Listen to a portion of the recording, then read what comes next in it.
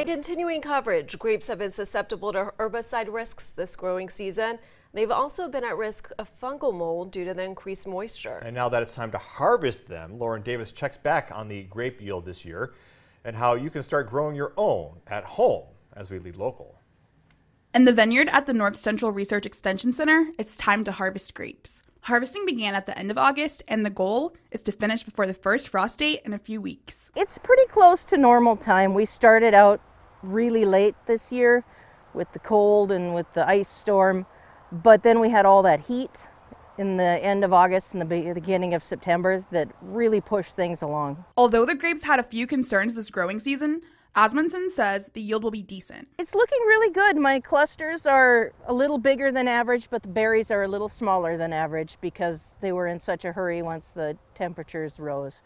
But all in all, it's pretty average. Now that the grapes are ripe, there are some new risks. I had a flock of about 40 turkeys in here last week, and they can pick off quite a few because they can land on top and then they'll jump up from the bottom.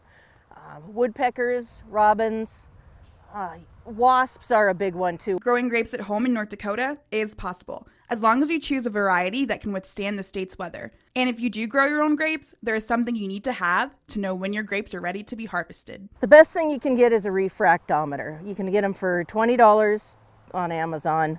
And what it does is it measures the sugar levels in your grapes. A lot of people pick them too early. When grapes turn red, they've still got between 2 weeks and a month before they're ready.